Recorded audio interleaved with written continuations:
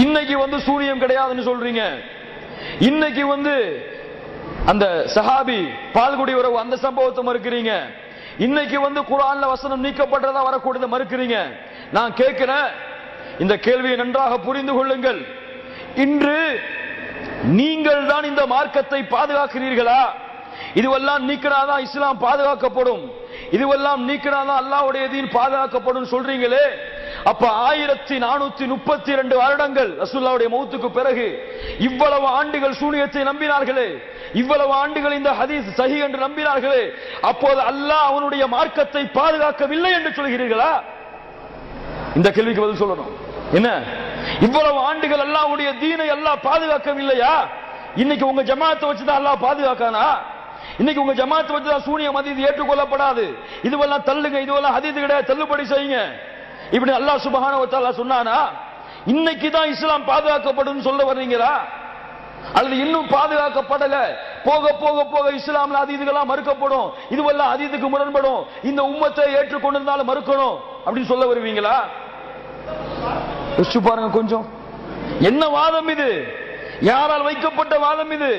நீங்க மறுக்கிறீங்களா? அந்த ஹதீஸ்களை வேற யாராவது மறுத்திருக்காங்களா? முன்னால் வாழ்ந்த அத்துணை மார்க்க அறிஞர்கள், அத்துணை மார்க்க அறிஞருடைய பட்டியலில் ஒருவராவது, எங்க அறிவுக்கு புலப்பட வேணாம், ஒருவராவது இதை மறுத்திருக்கிறாரா? உங்க அறிவுக்கு தான் தெரியுதா, உங்களுக்கு எல்லாம் தெரியலையா? அப்ப அவங்க எல்லாம் உங்களை விட கீழே தானா? உங்க அறிவை விட அவங்க அறிவெல்லாம் கீழே இருந்ததுனாலதான் இந்த குர்ஆனுடைய வசனத்துக்கு முரண்படுது, இந்த நம்பிக்கையை கொண்டா இஸ்லாமிய மார்க்கத்தை விட்டு வெளியேறி விடுவோம் என்ற கல்வி அறிவு கூட இல்லாம தான் இவ்வளவு காலத்துடைய மார்க்க அறிஞர்கள் வந்துட்டு போயிருக்காங்களா? என்ன வாதம் இது?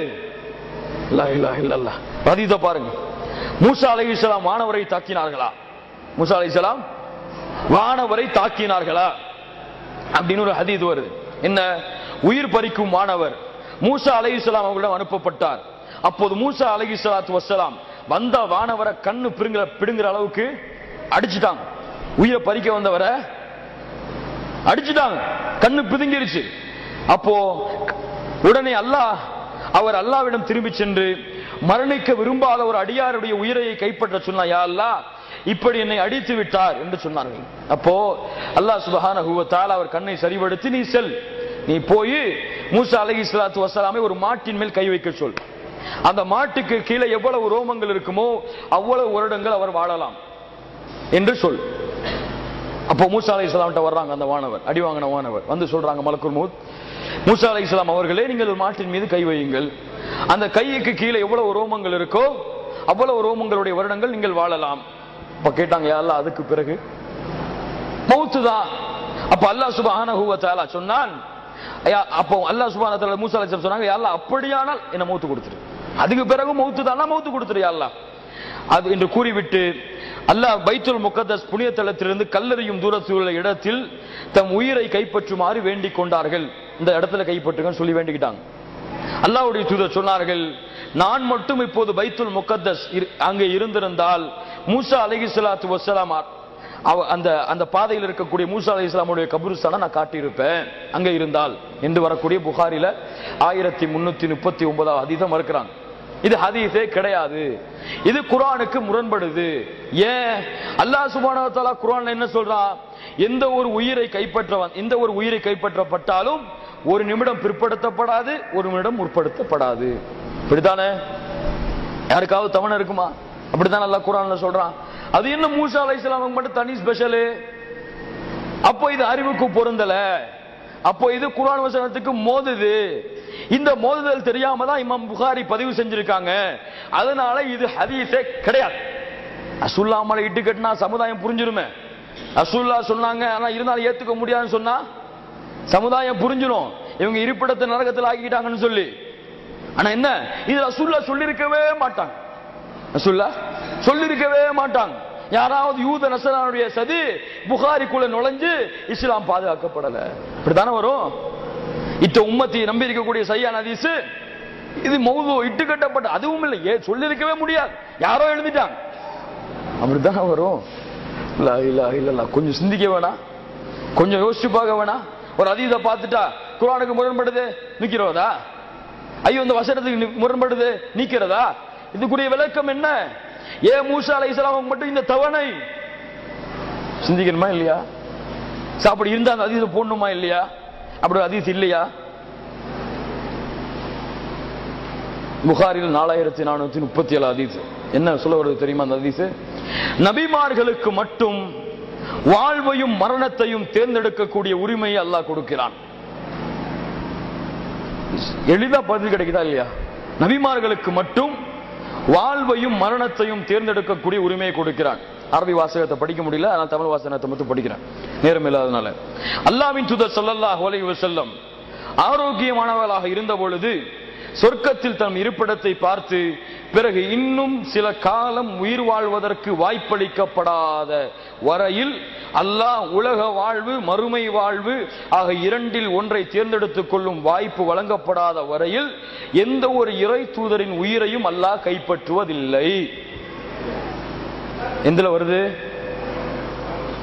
நசையில, புகாரில 4437 அறிவிப்பு. என்ன சொல்றாங்க? என்ன சொல்றாங்க? நபிமார்களுக்கு மட்டும் அந்த வாய்ப்பு. ரசூலுல்லாஹி ஸல்லல்லாஹு அலைஹி வஸல்லம் ஒரு சபையில சொன்னார்களா இல்லையா? இந்த அடியானுக்கு சொர்க்கம் உலக வாழ்க்கை காட்டப்பட்டது, மறுமை வாழ்க்கை காட்டப்பட்டது. இந்த அடியான் மரணத்தை மறுமை வாழ்க்கையை தேர்ந்தெடுத்துக் கொண்டார். அப்போ யார் அழுதா? யார் அழுதா? அபூபக்கர் அழுதார்களா இல்லையா? மாலி ஹாதா ஷேர், என்ன இந்த வயசான கிழவனுக்கு அழுகன்னாங்க சஹாபாக்கள். ரசூலுல்லாஹ் மறுமை வாழ்க்கையை ஒரு ஆள் தேர்ந்தெடுத்துனாங்க, உலக வாழ்க்கையை விட்டுட்டு என்ன அழுகன்னாங்க? என்ன புரிஞ்சு? ரசூலுல்லாஹ் மௌத்தை தேர்ந்தெடுத்துக் கொண்டார்கள். அப்ப நபிமார்களுக்கு விதிவிலக்காக கொடுக்கப்பட்டது மரணத்தின் தேர்வு. இதுல என்ன உங்களுக்கு பிரச்சனை? உங்களுக்கு வேணும் நீங்க நினைக்கிறீங்களா? அப்படின்னா இப்ப நீங்க நபியாத்தான் மாறணும். அல்லாஹ் சுப்ஹானஹு வ தஆலா நபிமார்களுக்கு மட்டும் விதிவிலக்கு அளித்திருக்கும் பொழுது எப்படி குர்ஆன் வசனத்துக்கு மோதும்? எப்படி குர்ஆன் வசனத்துக்கு இது மோதும்? கொஞ்சம் சிந்திக்க வேணாம்? லா இலாஹ இல்லல்லாஹ்.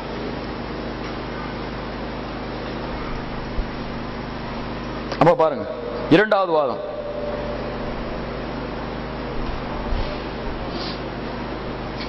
ஹதீஸ மறுப்பு. இந்த ஹதீஸ மறுக்கிறது இரண்டாவது வாதம் என்ன தெரியுமா? அல்லாஹ் உன்னை சொல்றான், அல்லாஹ் உன்னை சொல்றான், அதென்ன மூசா அலைஹிஸ்ஸலாம் வந்து ஏத்துக்காம இருக்கிறது? அதென்ன அந்த மலக்குல் மௌத் கைப்பற்றாம இருக்கிறது? அல்லாஹ்வுடைய கட்டளையாச்சே. அப்படி நபி மறுக்கலாமா? அப்படி இருந்தா நபியா இருப்பாரா? அல்லாஹ் உன்னை சொல்லி அவர் ஏத்துக்கலாம் நபியா இருப்பாரா?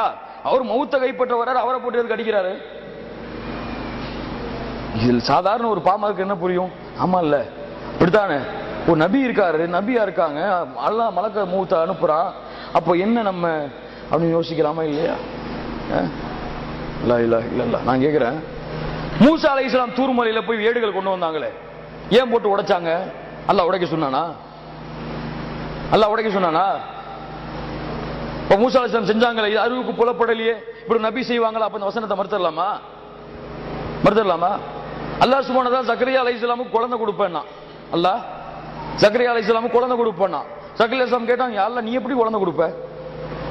எனக்கு வயதாயிடுச்சு, என் மனைவி வயது தளர்ந்துட்டா, எப்படி அல்லாஹ் குழந்தை கொடுப்போம்? நபி கேட்கலாமா? இப்படி அல்லாஹ் கொடுப்பான்னு தெரியாத நபியா அவரு? சிந்திக்கலாமா? அப்படி சிந்திக்கலாமா?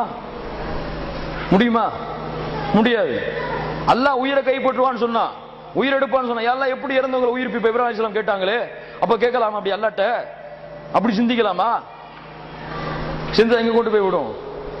இந்த வசனங்களை விளக்கக்கூடிய தான் வரும். ஏன் மூசா அலைஹிஸ்ஸலாம் செஞ்சாங்க? அல்லாஹ்வுடைய ரசூலுடைய தீன்ல என்ன இருக்கு? ஒரு வீட்டுக்குள்ள அனுமதி இல்லாம வந்தா என்ன செய்யணும்? வீட்டுல அனுமதி இல்லாம பார்த்தா என்ன செய்யணும்? அல்லாஹ்வுடைய தீன்ல கண்ணன் நோண்டணும், கண்ணன் நோண்டணும். கடுமையான சட்டங்கள் தான் இதற்கு முன்னாடி. மலக்குல் மௌத் அனுமதி கேட்டா வீட்டுக்கு வருவாரு. அவர் மலக்குடைய தோட்டத்தில் வந்தார்னா இருக்குது, மலக்குடைய தோற்றத்தில் வந்தார்னா இருக்குது அந்த ஹதீஸ்ல. மனித ஒருவராக வருகிறார், வந்து மலக்கு உயிரை கைப்பற்ற போனாரு. மலக்கு மூசா அலைஹிஸ்ஸலாம் ஃபிரௌனை எதிர்த்து போராடிட்டு இருக்காங்க. அப்ப என்ன மௌத்து சொல்லி அடிக்கிறாங்க, சரியா? அடிக்கிறாங்க அந்த இதுக்காக. அப்ப இது எப்படி மாறும்? குர்ஆனுக்கு முரண்படும்? எனக்கு புரியலையே. எப்படி முரண்படும்? யோசிச்சு பாருங்க. மூசா அலைஹிஸ்ஸலாத்து வஸ்ஸலாமுடைய அந்த செயல் இந்த ஒரு காரணத்திற்காக தான் இருக்கும். ஒன்னும் மலக்கா அவங்க புரிஞ்சிருக்க மாட்டாங்க. மலக்கா தெரிஞ்சு மலக்குன்னு தெரிஞ்சு அடிப்பாங்களா யாராவது? உனக்கு அந்த யோசிக்கணும் இல்ல. ஒரு மலக்குன்னு தெரிஞ்ச யாராவது அடிப்பாங்களா? அடிப்பாங்களா? அது எப்படி மலக்குன்னு தெரியாம இருக்கும் நபிமார்களுக்கு? அல்லாஹ் குர்ஆன்ல மலக்குன்னு தெரியும்னு சொல்றானே. இப்ராஹிம் அலைஹிஸ்ஸலாம், இப்ராஹிம் அலைஹிஸ்ஸலாம் இல்ல, லூத் அலைஹிஸ்ஸலாத்து வஸ்ஸலாம். லூத் அலைஹிஸ்ஸலாத்து வஸ்ஸலாம் வந்து என்ன செய்றாங்க, 2 விருந்தாளிகளை வீட்டுக்கு கூட்டு வராங்க. ஓரினச்சர்கள் எல்லாம் சேர்ந்து அந்த வீட்டுல சுத்தி வந்து நிக்கிறாங்க. அப்போ சொல்றாங்க, இந்த மனிதரை விட்டுருங்க, விருந்தாளிகள் சொல்றாங்க. அப்போ என்ன சொல்றாங்க அவங்க, மலக்குகள் இவர்கள் சொல்றாங்களா, இல்ல நாங்க மலக்குன்னு சொல்றாங்களா இல்லையா? அறியாம தான் இருந்தாங்க. இப்ராஹிம் அலைஹிஸ்ஸலாம் சாப்பாடு போட்டாங்களா 2 மலக்குகளுக்கு, போட்டாங்களா இல்லையா? மலக்கு சாப்பிட மாட்டேன்னாங்க. என்னப்பா சாப்பிட மாட்டேங்கிறீங்க, விருந்தாளியா வந்துட்டு? நாங்க மலக்குகள். அறியாமங்களா இருந்தாங்களா இல்லையா? ஜிப்ரீல் அலைஹிஸ்ஸலாம் ரசூலுல்லாஹி ஸல்லல்லாஹு அலைஹி வஸல்லம் வந்தாங்க, கற்றுக் கொடுத்தாங்க. கற்றுக் கொடுத்ததுக்கு பிறகு உடனே ரசூலுல்லாஹி ஸல்லல்லாஹு அலைஹி வஸல்லம் சொன்னாங்களா அவர் ஜிப்ரீல்னு சொல்லி? அறிவிப்புகள்ல 3 நாளைக்கு பிறகு தான் சொன்னாங்க. உமர் அழைச்சு, உமரு அவர் ஜிப்ரீல், அவர் அல்லாஹ்வுடைய எதீனை உங்களுக்கு கற்பிக்க வந்தார். இப்ப மலக்கென்று தெரியாமல் வந்திருப்பார், மலக்கென்று தெரியாமல் அடித்திருப்பார்கள். இப்படித்தானே வரணும் அந்த மலக்கு. இன்னொரு ஹதீஸ்ல என்ன வருது,